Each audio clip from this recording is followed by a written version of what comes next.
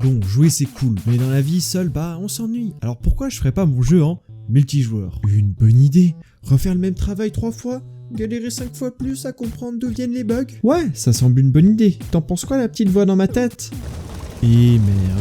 Bon, en vrai j'ai menti. Sur Unreal c'est méga simple. Suffit d'appuyer sur un bouton pour que ça marche. Pas, évidemment, t'as cru quoi? Bien sûr que ça marche pas, et tu sais même pas par où commencer pour que ça marche. Donc après avoir frappé mon crâne contre mon clavier aussi vite qu'un joueur dessous, j'ai commencé par... Oui, fuir le problème, et m'occuper d'une suite d'attaques combo. Car les attaques que j'ai pour l'instant, bah c'est pas foufou, c'est lent, ça bouge pas, c'est nul quoi. Donc, on va ajouter du dynamisme à tout ça. Déjà, on vire le fait que les épées volent dans le ciel, c'est pourri. On sait tous qu'il y a que les oiseaux et les avions qui volent. Et une épée, certes, c'est un oiseau, mais ça ne justifie pas pourquoi elle volerait pas toute seule loin de nous. Donc on va y attacher une main. Mais on veut quand même pas s'embêter à en refaire une, donc ceci est à moi et voilà.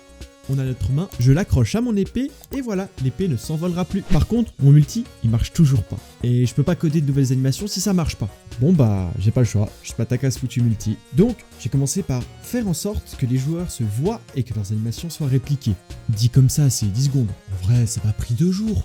Quoi? Moi, envie de mourir? Non, j'adore ça, j'adore, vraiment, j'adore. Aussi, la majorité du temps, mon gameplay ressemblait à ça. Comprendre pourquoi je pouvais plus attaquer, ou autre filouterie de bugs. Mais j'y suis arrivé à setup tout ça et j'ai pu reprendre ma principale occupation, mon système de combo. Donc, j'ai commencé par tout illustrer sur Paint. Ça se voit que je sais pas dessiner, non? Mais c'est pas important, la qualité du dessin, car à la fin ça donne ça. Ce qui honnêtement est bien meilleur, bien plus dynamique. C'est cool quoi. D'ailleurs, je vais profiter d'être ici pour vous révéler une des plus grosses fraudes du jeu vidéo. Tu sais sans doute que les jeux sont pleins de mensonges, mais tu t'es jamais demandé pourquoi les armes dans les jeux vidéo, elles rentraient pas dans les murs? Car en vrai, elles existent pas. Car ouais, il y a 2 visions. Il y a la première, de toi, où tu vois ton arme qui en fait est juste une image 2D mise sur ton jeu, et les autres qui voient tout ton corps et les armes en 3D en action. Mais moi, vu que je suis cool, je vais t'épargner cette filouterie et j'ai créé un système unique où au lieu d'avoir ton arme en 2D qui fait genre elle rentre pas dans les murs, bah ton arme dans mon jeu elle s'adapte et elle rentre que dans les ennemis et pas dans les murs. Stylé non? Dis-moi en commentaire si tu savais déjà ça. Ceci dit, maintenant que tu sais qu'on a besoin d'un modèle 3D pour mon perso, j'ai fait vite fait ça, mais je sais pas, il est un peu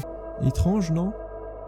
Mais ça va aller car j'ai 2-3 idées pour la suite pour un peu l'améliorer. Toutefois, mon jeu est un peu plein en rendu. Alors pour donner un peu plus l'impression d'être dans un monde envahi par des démons, j'ai ajouté un brouillard un peu rouge, corrigé la lumière du seuil et amélioré les effets sur la caméra. J'avoue que je suis mitigé sur le rendu. C'est mieux, mais je pense qu'il y aura des améliorations. Alors abonne-toi pour suivre ça. Aussi, j'ai corrigé un peu lui depuis la dernière vidéo. Pense à y jeter un coup d'œil pour voir l'amélioration. Sur ce, moi j'ai plein de projets pour toi.